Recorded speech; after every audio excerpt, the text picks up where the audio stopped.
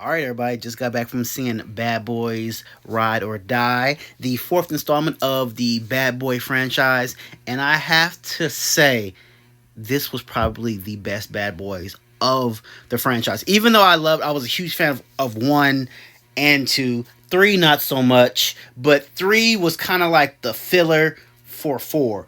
And you kind of do have to watch three to obviously get the brunt of what things are going on. So let's do a little recap. The movie basically starts off after a couple years after Bad Boys 3, where, as we know, their beloved Captain Howard, was shot and killed by Mike's son, and then he ends up basically arresting his son, and find Merry Christmas, and they go on. And part four basically starts off with Mike's son in jail, and them actually, a couple good things happen, which I'm not gonna spoil. In the very beginning of the movie, something really good happens, and then the problem becomes a report comes out that their Captain Howard was corrupt and that he was working with the cartels for years, and they had a laundry list of bank accounts in his name for he was laundering money for the cartels, which, as the Bad Boys know, that was incorrect because they knew the captain and he would never do that. So Mike and Marcus must now team together with Mike's new son from the previous movie, Armando, and come together to take down this new villain that is framing the Captain Howard.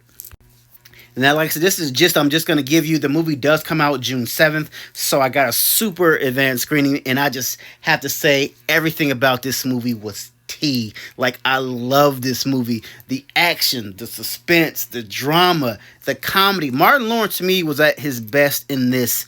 And Will Smith too as well, but I just love how the whole cast just came together, and they had a lot of characters from almost all of the Bad Boy franchises, from one to three, came back in this movie and just made such an amazing movie. Like, it was so funny, and the action in this movie, oh my god, like it was times, and I was just like, oh my god, like, I felt like someone about to hit me in the head, like it was like we was watching this in 3D.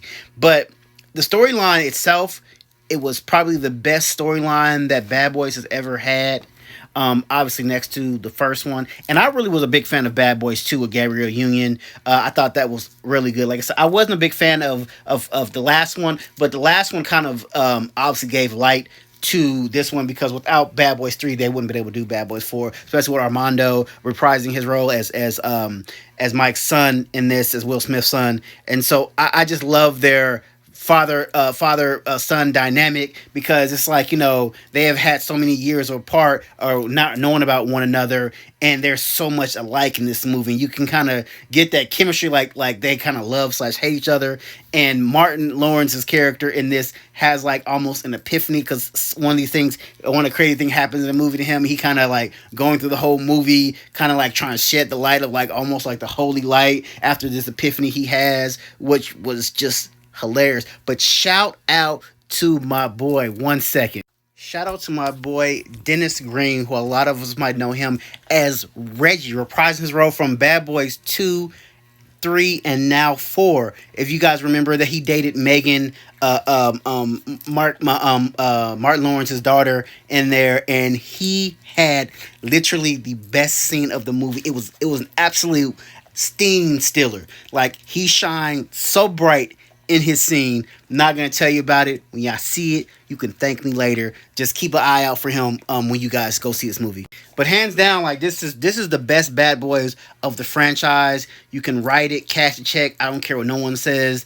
Hands down, just a better script. The cinematography, the camera work, the drone shots, the action sequences. Like, the director of this, now, if I'm not mistaken, the last one wasn't that good, because I think they went to two different directors.